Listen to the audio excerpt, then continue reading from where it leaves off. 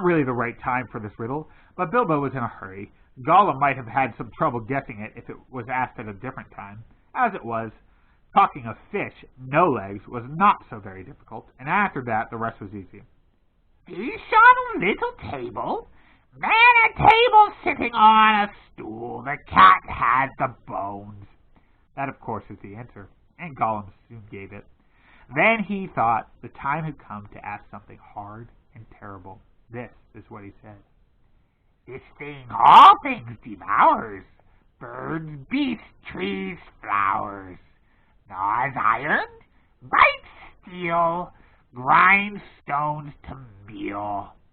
Slays king, ruins town, and beats high mountain down. Poor Bilbo sat in the dark thinking of all the horrible names of all the giants and ogres he had ever heard told of in tales, but not one of them had done all these things. He had a feeling that the answer was quite different and he ought to know it, but he could not think of it. He began to get frightened, and that is a bad thing for thinking. Gollum began to get out of his boat. He flapped into the water and paddled to the bank. Bilbo could see his eyes coming towards him. His tongue seemed to stick in his mouth. He wanted to shout out, "Give me more time! Give me more time!" But all that came out with a sudden squeal was, "Time! Time!" Bilbo was saved by pure luck, for that, of course, was the answer. Gollum was disappointed once more, and now he was getting hungry and also tired of the game. It had made him very hungry indeed. This time he did not go back to the boat. He sat down in the dark by Bilbo.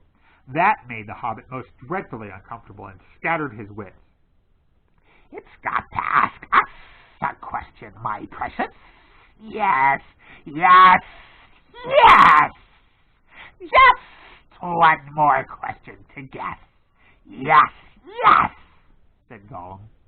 But Bilbo simply could not think of any question with that nasty, wet, cold thing sitting next to him and pawing and poking him. He scratched himself. He pinched himself. Still, he could not think of anything. Ask us, said Gollum. Bilbo pinched himself and slapped himself. He gripped on his little sword. He even felt in his pocket with the other hand.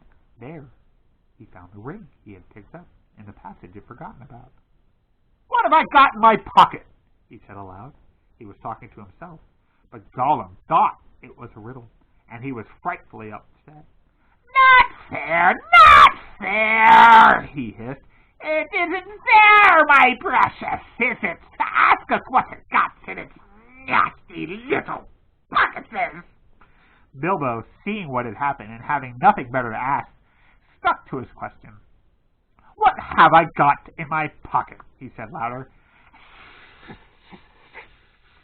Hissed Gollum.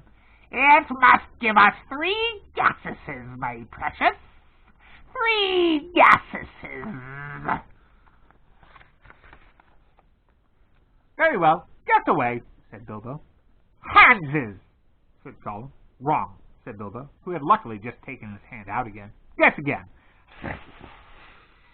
said Gollum, more upset than ever. He thought of all the things he kept in his own pockets. Fish bones, goblin's teeth, wet shells, a bit of bat wing, a sharp stone to sharpen his fangs on, and other nasty things. He tried to think what other people kept in their pockets. "Knife," he said at last. "Wrong," said Bilbo, who had lost some time ago. "Last guess." Now Gollum was in a much worse state than when Bilbo had asked him the egg question. He hissed and spluttered and rocked himself backwards and forward and slapped his feet on the floor and wriggled and squirmed, but still he did not dare to waste his last guess. "Come on," said Bilbo. "I am waiting." He tried to sound bold and cheerful, but he did not feel at all sure how the game was going to end, whether Gollum guessed right or not. "Time's up," he said. "String or nothing," shrieked Gollum, which was not quite fair, working in 2 guesses at once. "Both wrong," cried Bilbo, very much relieved, and he jumped at once to his feet, put his back to the nearest wall, and held out his little sword. He knew, of course, that the riddle game was a sacred and immense antiquity, and even when creatures were afraid to cheat when they played at it. And even wicked creatures were afraid to cheat when they played at it. But he felt he could not trust this slimy thing to keep any promise at a pinch. Any excuse would do for him to slide out of it. And after all, that last question had not been a genuine riddle according to the ancient laws. But at any rate, Gollum did not at once attack him. He could see the sword in Bilbo's hand. He sat still, shivering and whispering. At last, Bilbo could wait no longer. "Well," he said, "what about your promise? I want to go. You must show me the way."